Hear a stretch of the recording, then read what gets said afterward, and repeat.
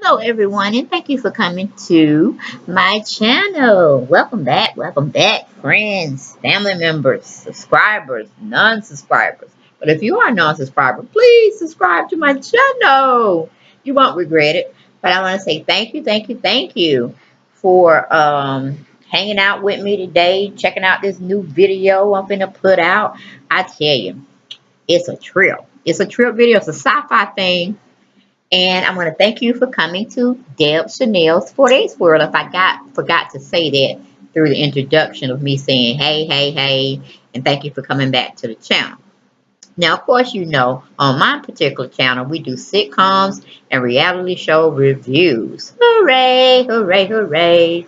Don't forget to comment about my material in the comment section. I love to answer and to dialogue with you all about whatever video that you may be viewing in case you had a different opinion of something that I said or you were just trying to enlighten me on some things. But like and share my videos as well. And again, you know, throughout your social media platforms such as Twitter, Facebook, Instagram, all of those nice hit sites. Also, subscribe to my channel. Tell many friends and family members about me if you like my channel so they can come over here and get a little kiki here and there as well. Or maybe some informative information I may be covering that particular day. But today I'm going to be going over or doing a review on Wayward Pines. Now, this show actually is in its second season, but I was like the first and second episode that I saw of season two. I was like, wait a minute, I got to go way back to when they started because it doesn't make sense to me. And it was too good of a show that almost mimics the show X-Files that they had, you know, running for some time. And then they came back and teased us with a six or seven part episode show that didn't end right, but it was, you know, on point. But it's a kind of a alien type mix with a mixed breed of humans, but transforming them into a new generation of people. It was a trip, y'all. I loved it. I loved it. The executive producer was M. Night Shyamalan. He made that. What other movies he be making, Sean? He had made before that. I know it was one with the forest, a girl out there in the forest with a red coat. Yeah, girl out in the forest with a red coat. I don't know. Hell, look him up. M. Night Shyamalan. Shyamalan. Shyamalan. And we'll have his full description in the Dropbox at the end. But I kind of can't think of the movies. They were like creepy movies that he was taking part of that I couldn't even really get with. But since it's kind of like sci-fi stuff, I kind of gravitated to it. But he's pretty much producing the show off some books of an author by the name of Blake Crouches. He's a best-selling trilogy of novels, different, I guess, sci-fi novels. And it's coming off of a book that he had related to Pines or I don't know. They just took the last name of some book he wrote and put it in the Wayward Pines instead of Pines to life in this psychological mind-building thriller about a mysterious small town in Idaho called Wayward Pines. So I think it was called Twin Pines or something like that, but they made up this whole new word and called it the Wayward Pines trilogy series. And they got some, you know, heavy hitters in here, and I'll go over the cast members that are presenting themselves in the first episode. But just to read a little bit more about the particular show, like I said, it's a psychological mind-bending thriller within a mysterious small town in Idaho called Wayward Pines.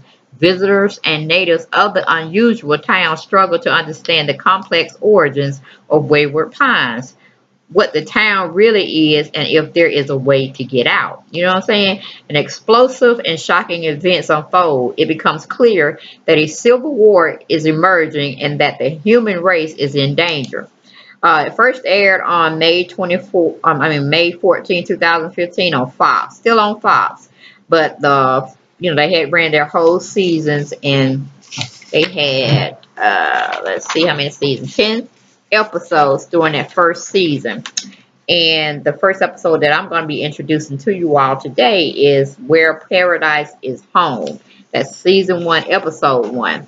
And the players in this particular episode is Matt Dillon, who plays Ethan Burke, Shauna Sossman, which is Theresa Burke, his wife, Charlie Tahan, or something like that, is played by Ben Burke. Then we have Carla Gugino, is played by, she's playing Kate Hewinson, or Hewson, character. Then you have Melissa Leo, who's playing Nurse Pam. Then you have Terrence Howard from Empire. He's playing Sheriff Arnold Pope. Then you have Toby Jenkins. He's playing Dr. Jenkins, as well as later on he's going to be playing Dr. Pilcher. And then you have Juliette Lewis, who plays Beverly. Tiffany Griffin, who plays Adam Hauser. And Reed Diamond, who plays Harold Ballinger. Okay, so those are our heavy hitters for the first episode going into tonight's episode that I'm giving you.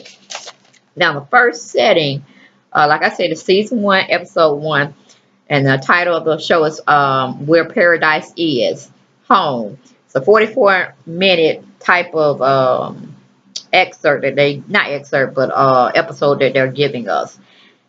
We have Ethan wakes up from being ejected from a car accident.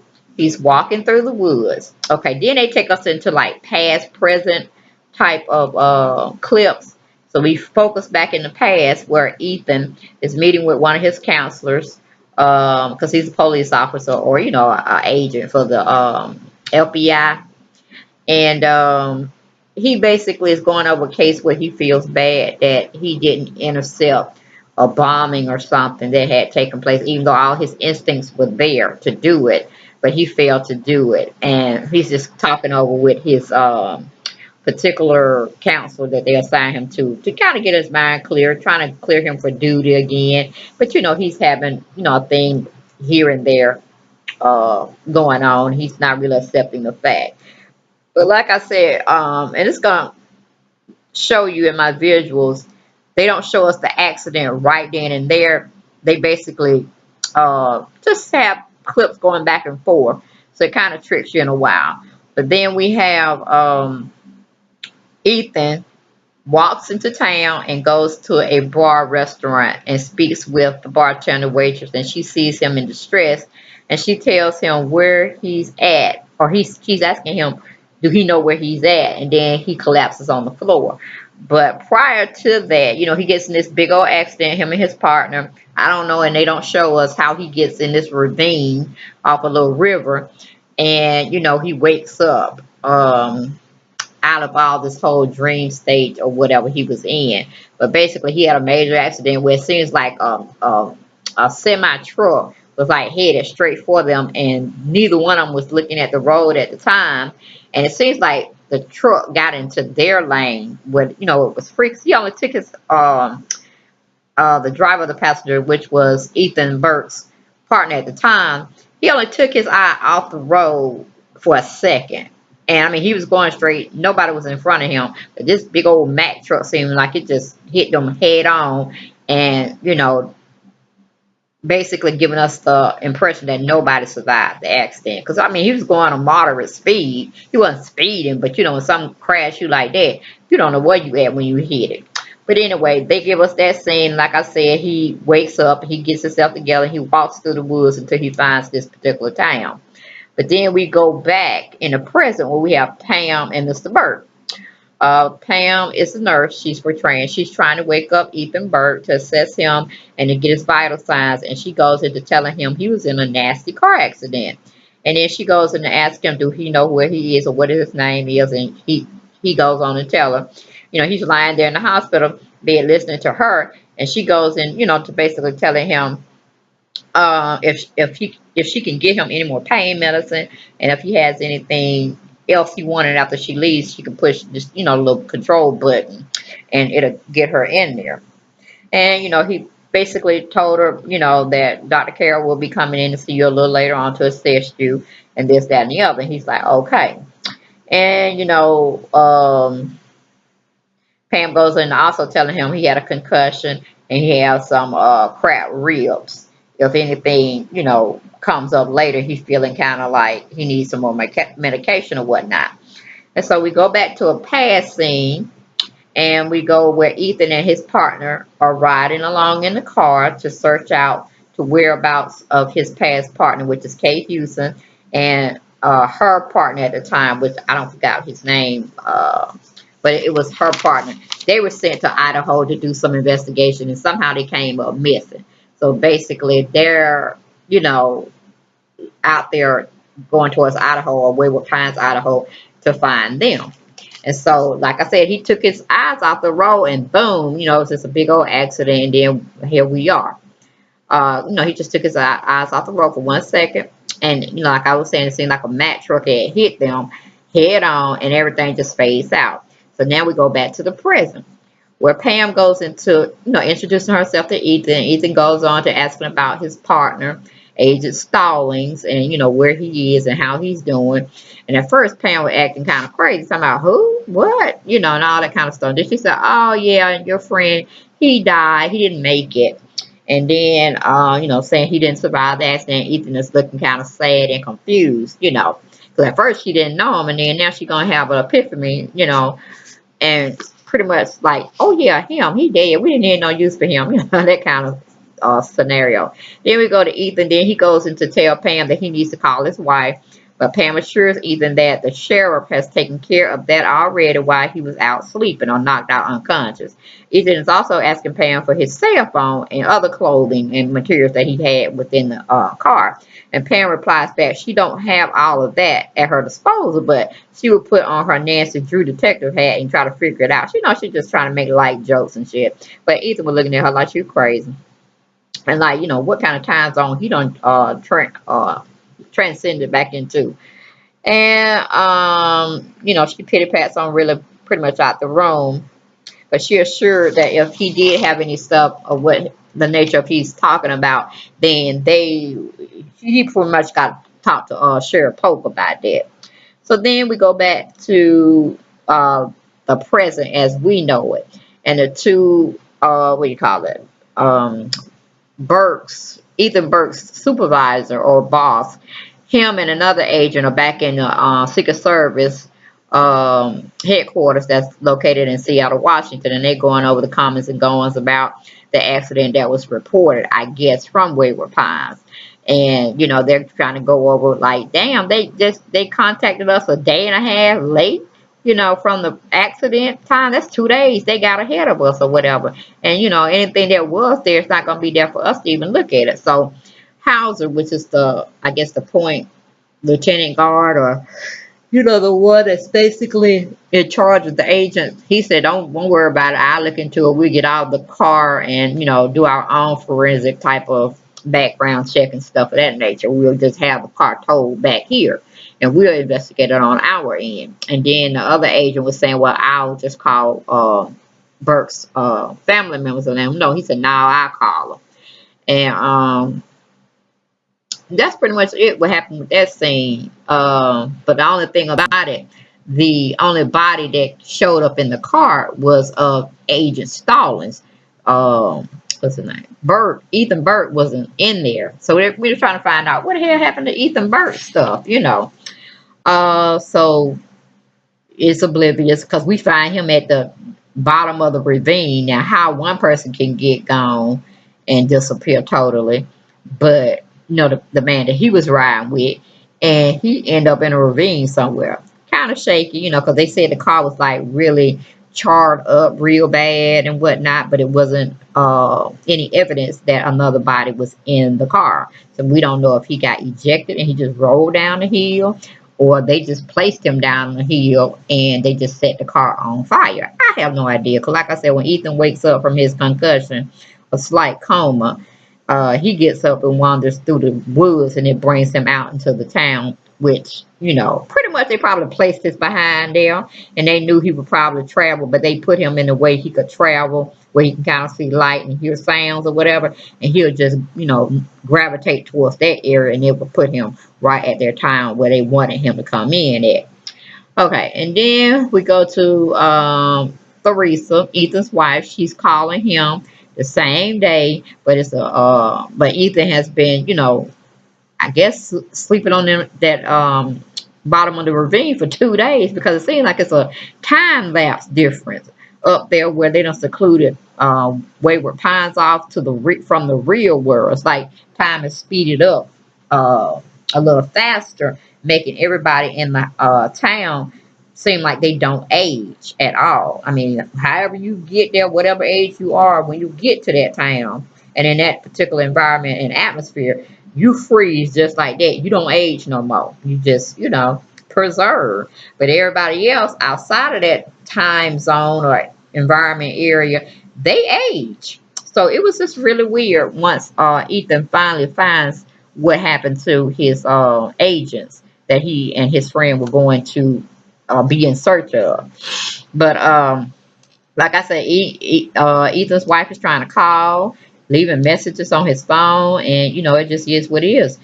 She gets no answer from Ethan's phone. It goes straight to voicemail. She leaves him a message wanting him to give her a call so she don't have to worry about him and checking on him, because she thinks he may be still having an affair with his past female partner, which is the one that he's going looking for, as well as her partner, because he did have this little fidelity, or I should say infidelity type of situation prior to any of this transpiring. So she's thinking, since he's not answering his phone, he might have slipped back in his old habits. And as she's trying to get herself, together, her son Ben walks up behind her with some food that I guess that she had requested him to go get, some taco fish or something like that. But thereby, I guess they're spending some time together, having lunch with each other by the shore of their hometown, and it's kind of pretty and everything. And Ben is asking, okay, what's up with Dad? Where Dad at now? Because he's under the impression that his dad is tipping out as well, since they're not having any information to where he at. He hadn't called them in a couple of days. But to him, it just seems like it's hours that he's missing, not days, where he's, at in WayWard Pines. But he said, I know you were talking to Dad when I walked up. And, of course, she's trying to deflect and not answer his questions or whatnot. Then she tries to change the subject, talking about she go, want to take a selfie to show his dad or send it to his dad or whatnot with him. And, just to get his mind off of it for that moment. And, she gets a phone call while she completed that selfie of them from Ethan's boss, which is Adam Hassler, about Ethan being in a tragic accident. But he don't want to give her that much on the phone about it. He's saying he can't confirm or deny whether Ethan is hurt or dead or whatever, because he wasn't found in the accident. And they only have the driver, which was Agent Stallings. And, of course, he's dead. He was charred up in a fireball of an accident. They think the car had exploded. But in actuality, it didn't. But they don't know that. So then we float back to the time zone that Ethan's now in. And we have him and Pam, going over the comings and goings. Ethan calls or presses button for Pam to come in to assess him, or basically just to come and see what he's, asking. So, he can ask the doctor, what about this, that, and the other, and, so he can get up out of there. So when Pam comes to the room, he's asking about the doctor. He said, it's been hours since you've been in here and telling me that he's going to come and see me. So, because he's just really interested in getting out the hospital. Pam tries to make excuses, but Ethan is not hearing that. He said, he won't out of this bed and this hospital.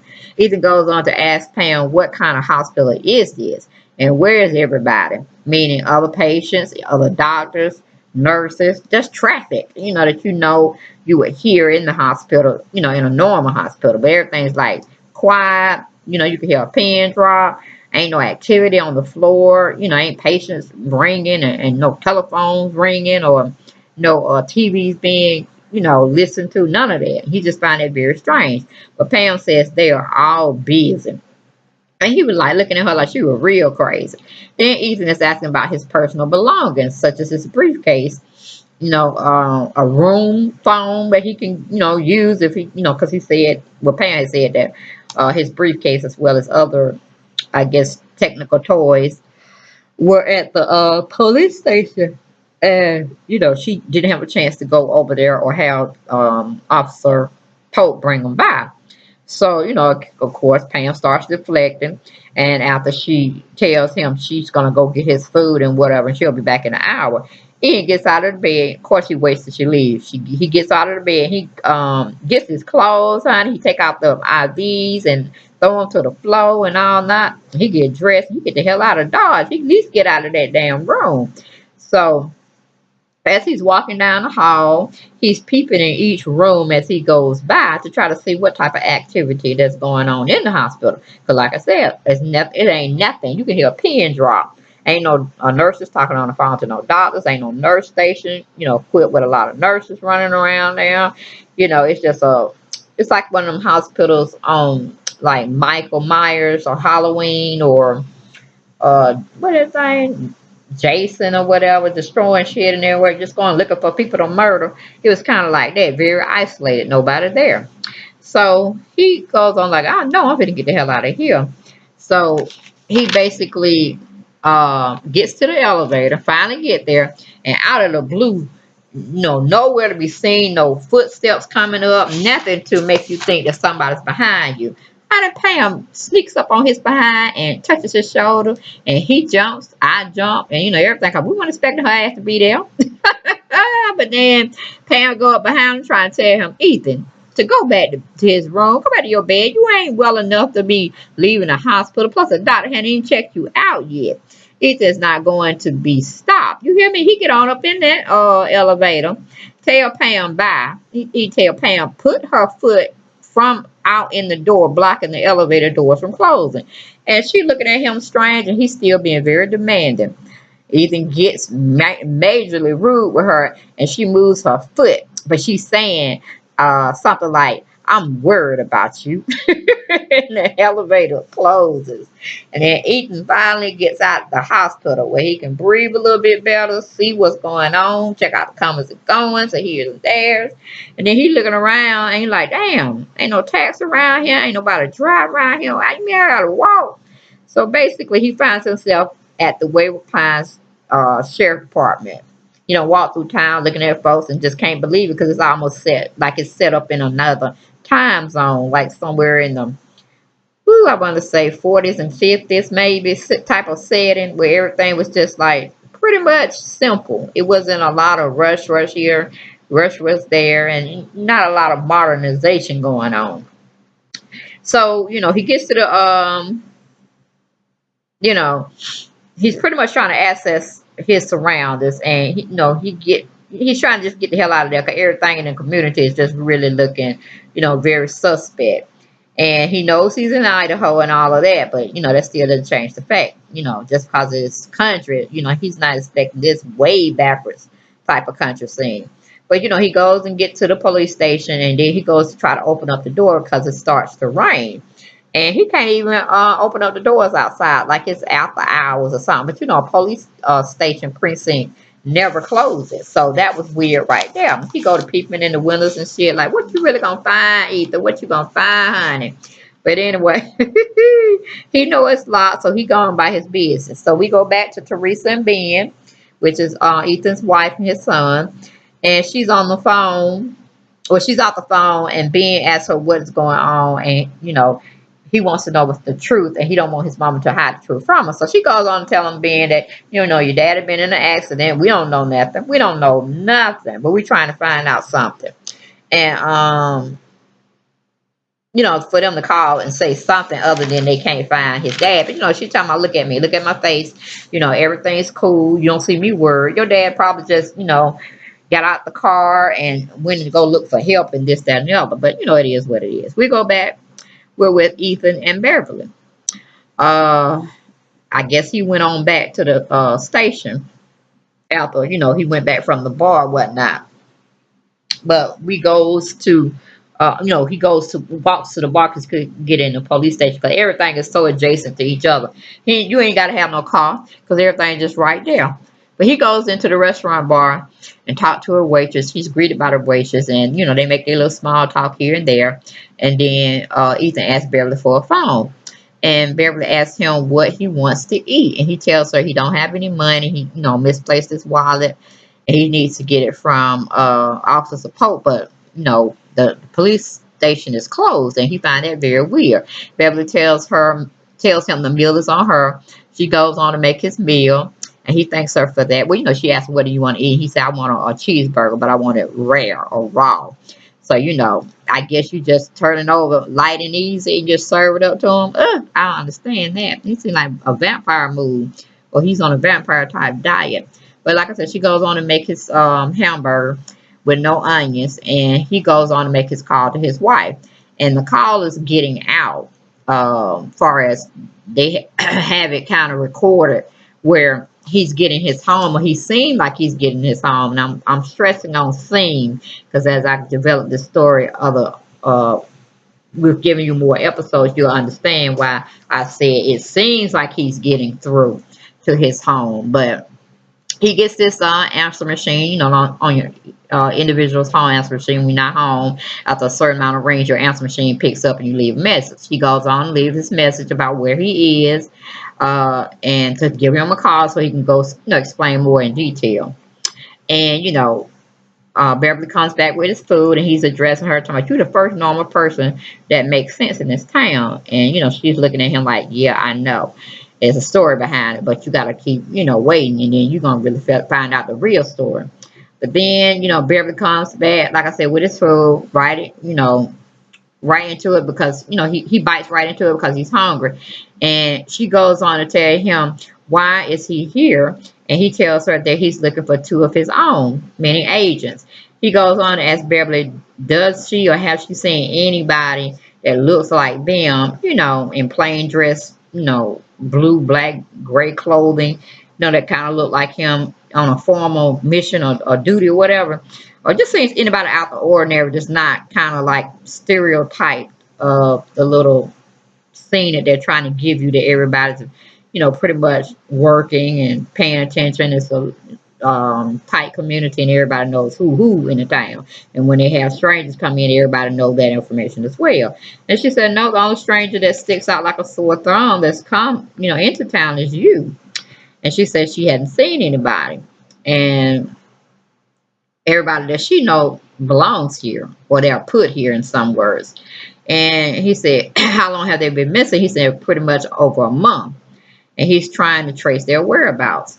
And then she said, oh, okay, but we don't never get too many Secret Service agents are out down here unless we got the president.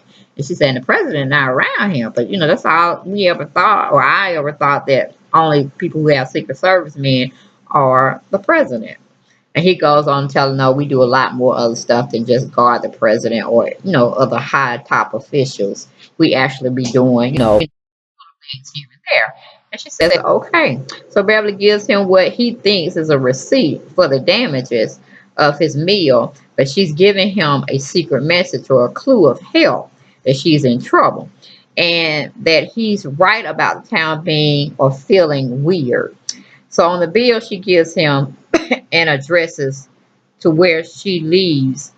Um, she's on her way out the door. She gives him the message, and it actually reads the address she's giving him. He reads it out to her. He said, what is this all about? And she said, I gave you my address, so in case, since you are new in town, don't know nobody, don't have no money or any of that nature, I want you to come see me, because I know who you are, and if you ever need anything until you can get back home to your family, I'm support for you. And he thanked her for that and all that, and then she ended up locking up the facility. But before she left, on the other side of the back side of the receipt, it said there are no crickets in WayWard Pines.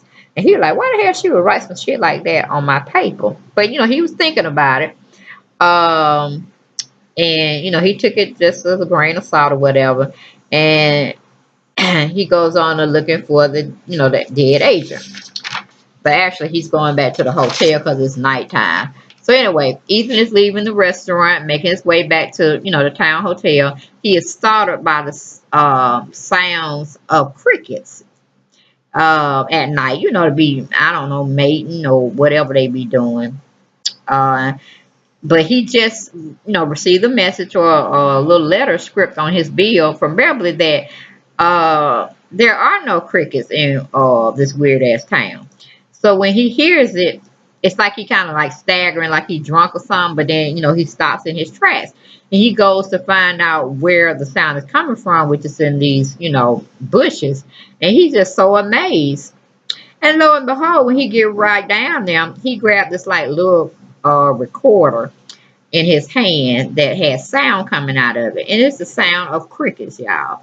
So you're like, what the hell is going on? Why? And he's looking for some like extensions to a plug or something, try to figure out. He's like, damn, what kind of shit is that? But like, he just got out of a car accident. He had some IV fluids in him and this, that, and the other, but it's just not enough. He ain't thinking on all cylinders right now. So he just take that with a grain of salt. He put the recorder back where he found it in the bushes, and he goes about his merry way. So, like I said, evidently he made it to the hotel. So he basically laid down, and it was another day when he woke up. So as he's waking up or being woke up by the hotel supervisor banging on the door, Ethan comes to the door to see what the hell is going on. The supervisor tells him that it's checkout time. And the issue he's going over about paying for his stay for that night. Ethan asks him about, are the phones working, in the hotel, and the steward asks Ethan why wouldn't the phones be working, and Ethan says because I was expecting some calls from some people, and I was trying to make some calls and I couldn't get a dial tone, and the steward asked him who was he trying to reach or who was he trying to call, and Ethan tells him that that's not none of his business, that's personal, and then he goes on to tell Ethan, well, maybe they don't want to talk to you then. That was funny. I'm like, wait a minute, when did we become rude? And then he goes back into the fact of saying, you told me you were going to pay me and you ain't paying me. So you got to evacuate the premises. So, Ethan asked him, do he have some aspirin? And he said, no. And if since you ain't got no money, you can't find your wallet or none like that, you're going to have to evacuate.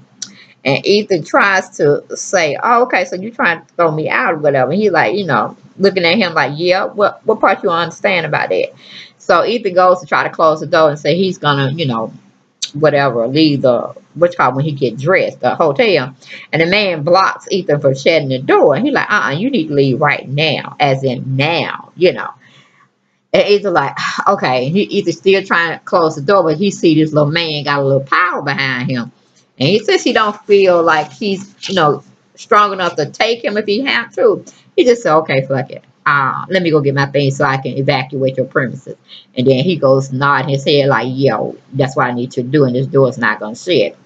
So, Ethan leaves the hotel and looks at the address to where Beverly told him she stayed at because, he has nowhere to go. He's hungry and this, that, and the other. So he's taking her up on her advice. But once he gets over there to this place that Beverly called herself living, it's an old abandoned house that looked like it's run down, trees growing through it and everything. Then he calls out her name. He's like, damn, how you living, baby? You don't look disheveled or like you needed help yourself, but God, dog. So he's still just going on, creeping and crawling in somebody's house that look like the ceiling could just fall in at any time. And he calls her name again. And she, you don't hear nobody. Ain't nobody there but the, animals, whatever, come through there. Or I have no idea. Like I said, he goes on through the house, going through each room, and then he finally goes into a room that I guess it's a horrible smell because he like tooting up his nose or something. He goes in a little further in that room and he finds one of the agents, which is Agent Stallings. Not Agent Stallings, I'm sorry, because I don't forgot what the name was, her partner they were looking for. But anyway, that was the agent that he was looking for also. But he was dead as a doorknob and decomposing as we speak. He's looking sick and confused at his, his stomach. He looked like he want to throw up somewhere. And he, because he just identified from his image when he was looking at the two profiles when they was writing down him and Agent Stallings. They gave him a picture of, the other agent because he knew who he was looking for as far as Kate, because they were colleagues and partners at one point in time in their careers before he had oh, excuse me, he had an affair with her. So all of that was just well, good, and dandy. And he was like, damn, this man sitting here laying in the bed.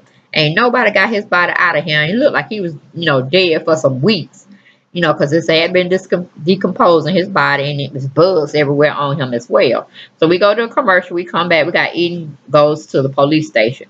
And he's greeted by Arlene, which is the receptionist at the police station, who's listening to him and his story. She calls back in the back to tell Sheriff Pope that he has a visitor, and it's a new visitor that has come in town.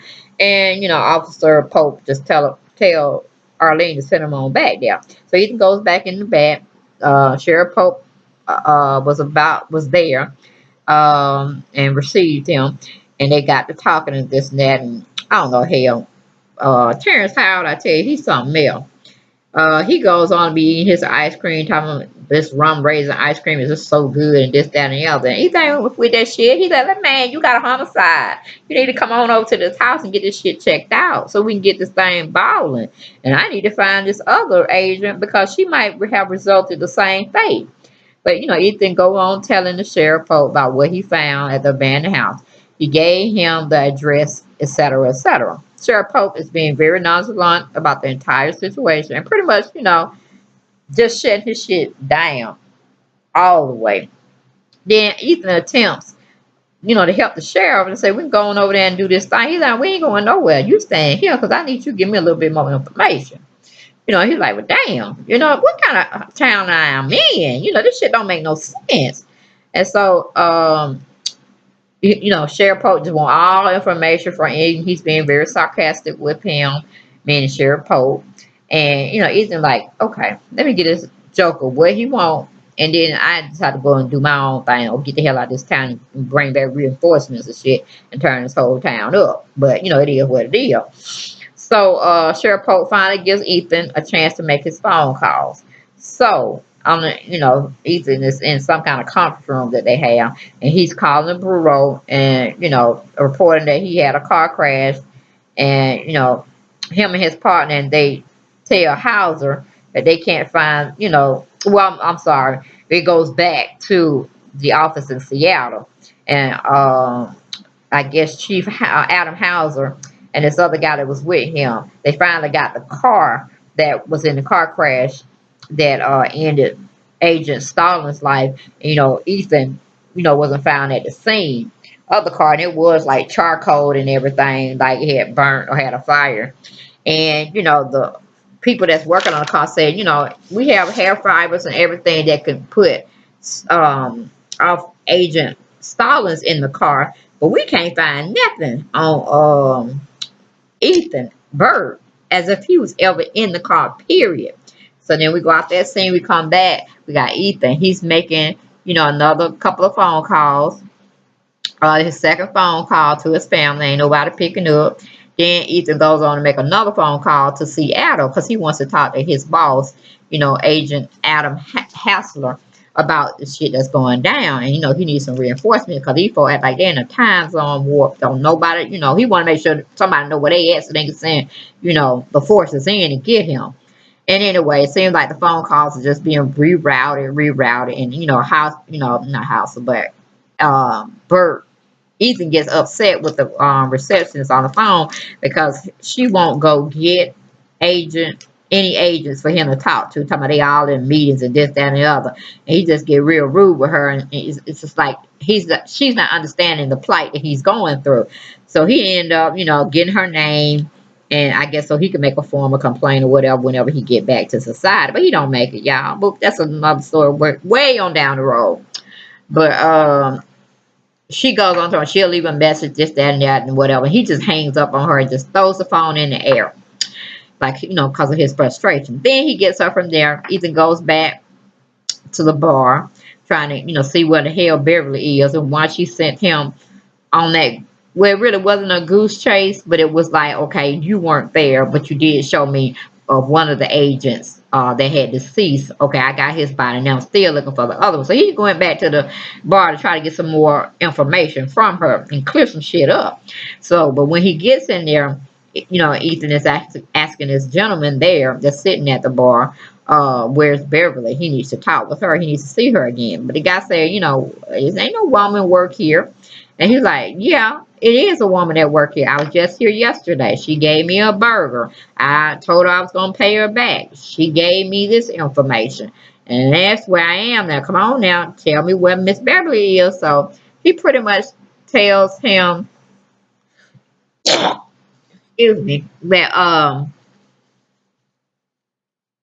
you know, this is who he looking for. He ain't playing crazy. He know what's going on and this, that, and the other. And then the man just sitting here hit him over the head with a bat, put him down. And he goes, I mean, he wasn't too far gone, but he, you know, he pretty much gone on the floor. But he know he didn't do enough damage to kill him.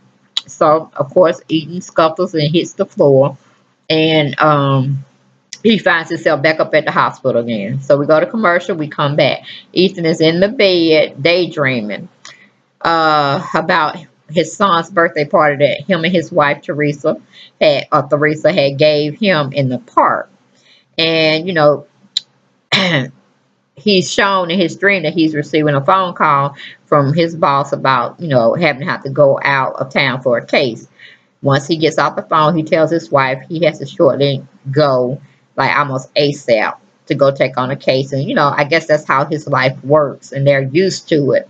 Because, you know, most people, if you're out, you know, being with their families your day off, don't even try to call, because that's your time that you need to have to your family. But like I said, she was very accepting. She knows about the agency world because she was a agent at the time, but she decided not to go really fully into it. She wanted to have a family, get married, and that's, you know, the chance or the choice she made. But she understood the parameters of being an agent for the FBI, CIA, whichever place we dealing with here. But anyway, he wakes up out of his dream and finds himself chained to the bed. Now, when he first got there, he was free to move around this, that, and that.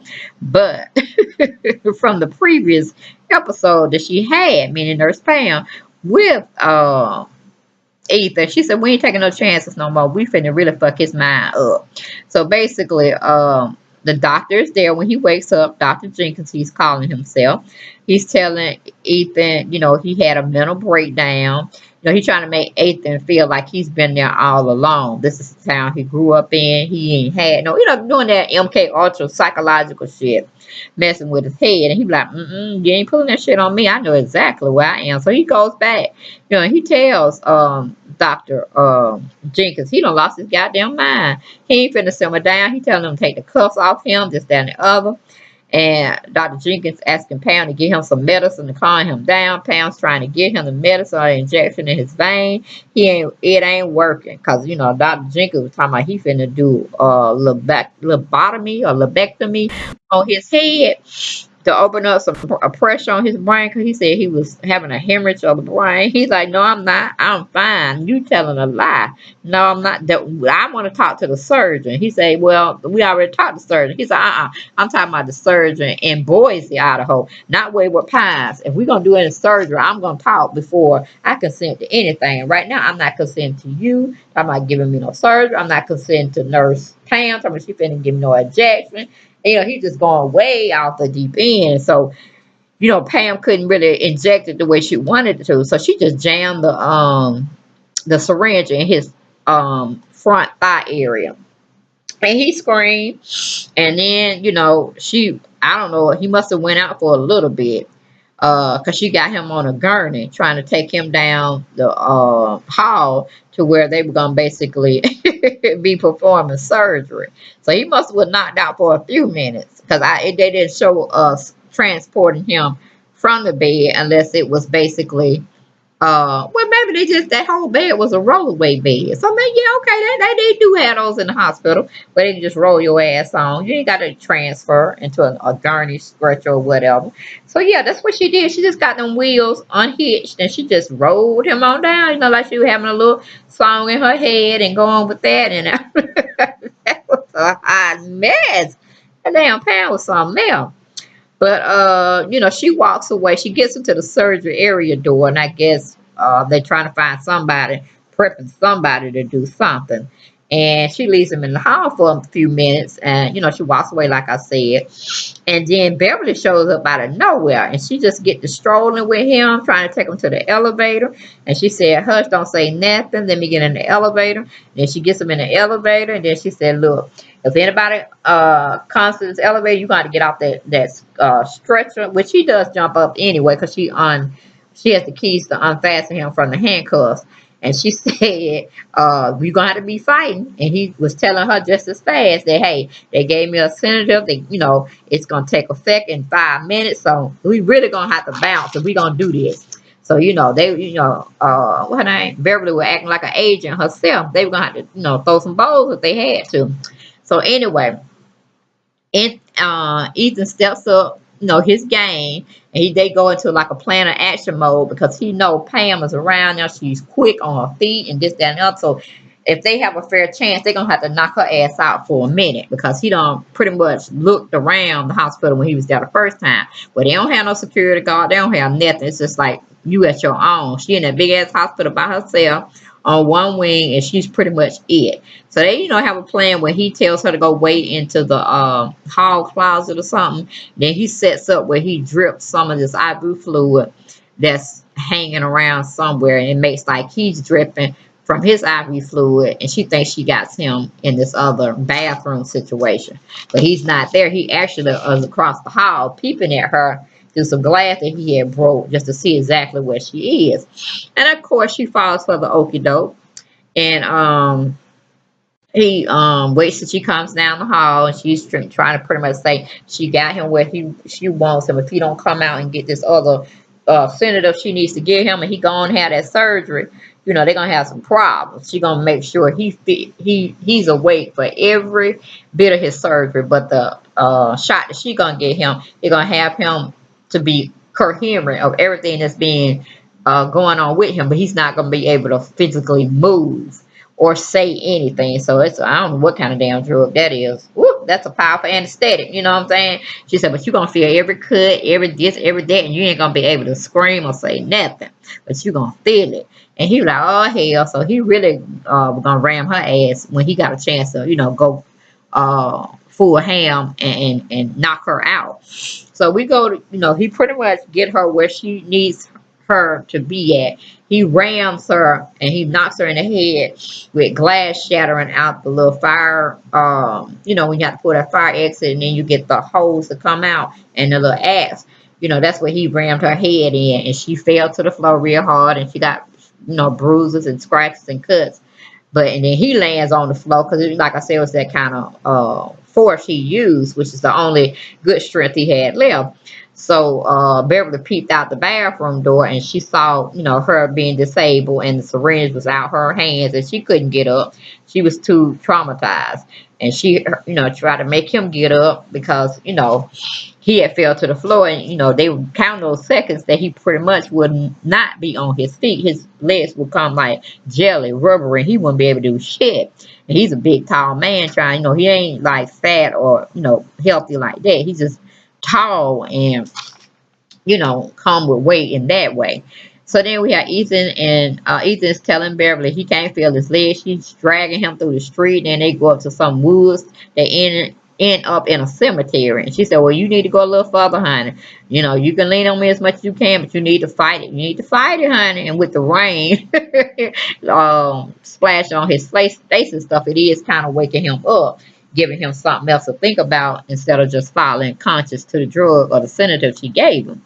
So she said, I got this place I gotta hide you, but you gotta, continue to make these strides. We're almost there, but come with it like that. And he's still struggling. They barely get in the door when he collapsed. And she's trying to hide him in like a cemetery mausoleum type setup. She said, ain't nobody gonna bother you. So ain't nobody even know about this place. So he basically was trying to ask her some questions about, like, how long have you been here? And she goes on to thinking it's 19. She said, I've been here a year since they, accosted me and put me in the same situation where they said I had an accident, this, that, and the other, but I knew that was full of shit. But I'm coming up on my 1 year anniversary of being here. And she said, when did you come here? He said 1998. And then, so she's thinking it's 1999. So he said, nah, that's wrong because hell, when I got him or when I came up to looking for my partner, my agents, it was the year 2014. So you trying to tell me it's been that long that you've been here almost 12 years? And so she was like, well, I don't know, honey. Well, 10 years pretty much. And he's like, I don't know what to tell you. And then he pretty much fades out. And, he's down for the count. He's unconscious. So she leaves him. She got him clothes and everything. So when he wakes up, he'll find out where he is. And, he's not in danger because don't nobody know about that place. And she don't have her tracking device on either. So that was a good thing to have happen. So then we go to Adam Hausler. He's meeting with his team. Or no, he's meeting with Teresa, Ethan Burke's wife. And he's going over the comings and goings about what wasn't found in the car, what was found in the car. And Teresa's asking him, was he really going to Boise, not Boise, Idaho, but WayWard Pines, Idaho, or whatnot? And then he like, I can't give you that information. That's classic information. She said, well, do you know if he was meeting with the mistress again, his ex-partner? And then he like, I can't tell you that either, because I really don't know. Because, we sent him on a case, and he almost told her that they were looking for her actually and another agent, but he shut the shit down. He like, I ain't getting in trouble because I don't know who watching me, whatever. Because everything in their type of business, everything is very classified, everything is hush hush. You only need to know on a needed basis, and that's it, as needed basis. And so it is what it is. So they leave them, but she's left with the impression that he's out, being trifling with, his ex-partner. They somewhere fooling around, and, he don't want to come home and be with her. So she kind of gets in her feelings and whatnot. And Adam Hauser, he know what the hell is going on. But, like I said, everything hush hush. You can't say shit. So it go, it is what it is. So Ethan wakes up and finds himself some clothes, in a little cemetery he's been held up at. That Beverly had left him. He put them on. Ethan leaves the cemetery and goes to the park, and then he sees Kate. Kate Houston, the one he been looking for, the partner that he had the affair with. Yeah, he don't finally found her. And he like, damn, how the hell she could be the same, if she been there 1 year, it's 2014, then, shit, I guess Kate been there about 15, 16 years or something like that. Maybe 12. But anyway, you're like, but damn, she ain't changed. She's like still the same person. She ain't aged nothing, He's like, well, how I'm old and decrepit and all this shit running around him. Can barely catch my breath, and she, looks, 12 years younger than I am. And we were both around the same age. That can't be. So he gets kind of confused. But then we go back in the past, or I'll say the place that we are in the future. And Adam Hessler, he goes to meet with Dr. Jenkins. Because I don't know how Dr. Jenkins gets to and from these different worlds, or these different dimensions, or how you say it. But he goes back into the real world that we know of that's going on from the fictitious world. He don't hear it out as a world to come. He's basically meeting with Agent Hausler, and Agent Hausler's telling him, nah, we need to get Ethan back up into our reality. We can't be in your play world no more. You need to bring him back. And this, that, and other, because, things are just getting out of control. I didn't know it was going to be a situation such as what you're taking everybody through. Nah, we can't do this. No, no, no, no. And, Dr. Jenkins or Pilcher or whoever the hell he is, are claiming to be. But in this particular episode, he's supposed to be Dr. Jenkins. He said, oh, calm down. We got everything under control. We ain't giving him back. We need him in that world because he's going to be a important figure we're going to have to use later on. I don't care what you got to do, what you have to say, but Ethan's going to stay here with us. So he was like, no goes. I got to go back. See ya. Bye-bye. So we go back to the past, which I like to refer to because they ain't caught up with the future. Ethan is going over past incidents of a bombing because, they took him back in his past while he's doing all this remembering about how can it be I'm old and it's been 12 years and she's here looking fine, ain't looking like a day, ain't nothing changed in her age or her appearance and stuff. Then, they're going back through a scene where they both shared where he was in this incident where he wasn't thinking on his feet. He let a bombing person go and just blow up stuff, and a lot of casualties were involved, and he could have prevented it. So he's just playing like when we first started the episode where he was meeting with his counselor, that, police officers, agents, such as officials of that nature, once they experience something real bad, they have to go get their mind checked out to see if they're, ready to come back to work, because they have to be, all their instincts got to be with them, because then they become liable, or they become liabilities to their partners and the cause of them being out there to protect and serve. So, she's pretty much telling him it wasn't your fault. It was just one of them bad calls and whatnot. Your instincts were impaired, at the moment, but you got to forgive yourself. That's comes territory of the job.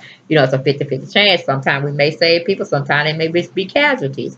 But in the grand scheme of things, they feel that they do a lot more good than they do a lot more bad, or, have mess ups. So somehow he goes in, she's confronting him on a nicer way, but bad nose little eyes, as females tend to do. But anyway, he goes on to kissing her. She don't like push him away or anything. So I guess that's how their affair pretty much started. And then they knew they really could not be, you know, in that situation with each other anymore because of the circumstances. He was a married man. So then we go back where Ethan follows, pretty much bring him back into their reality. And, she acknowledged him. She see exactly what he's saying. And, he like, yeah, we gonna make it that eye contact. I'm finna follow your ass. I'm finna figure out what's going on before you become bad, dead. And I can't get none of my answers. I can't get the hell out of here. So anyway, he follows them. They don't realize he's following them to their home, which they're considered to be the Ballinger family.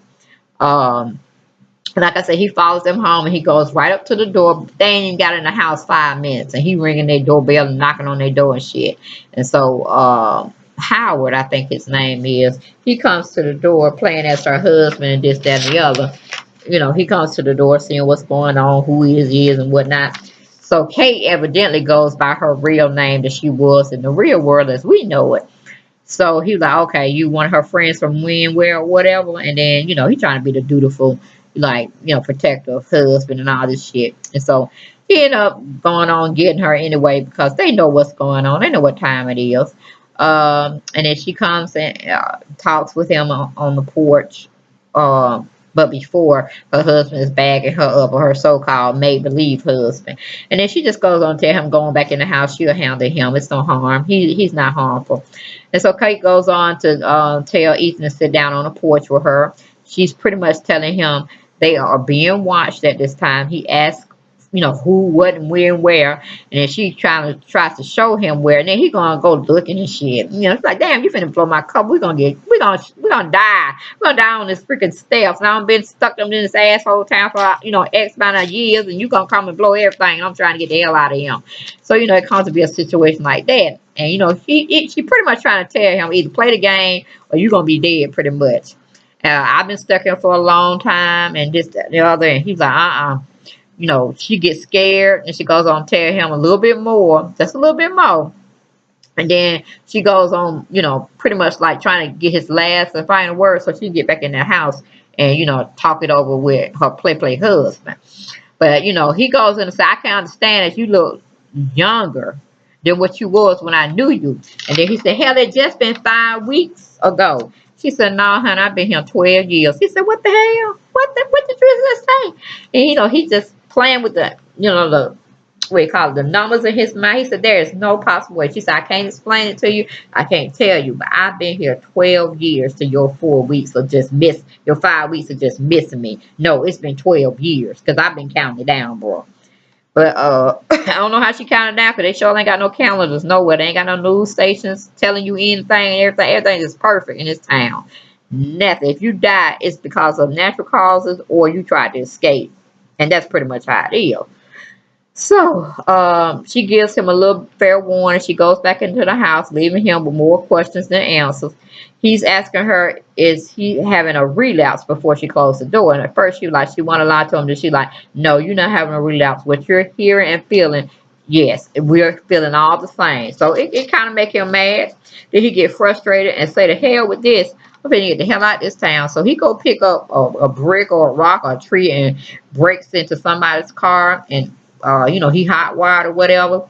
And he get the hell on out that town. And he think he getting out that town with the lady coming out of her house telling her, where you going with my car? And this and I'm like, well, I don't know what the fuck she got a car for. Because everything is in walking distance and you sure ain't getting out of that town. Even if you try, you still ain't getting out. But, you know, like I said, he tries to exit the town time and time and time again, just showing us pictures of him going in, coming back out, going in, coming back out. It's just one full circle or some kind of matrix that he's in. But he's trying to figure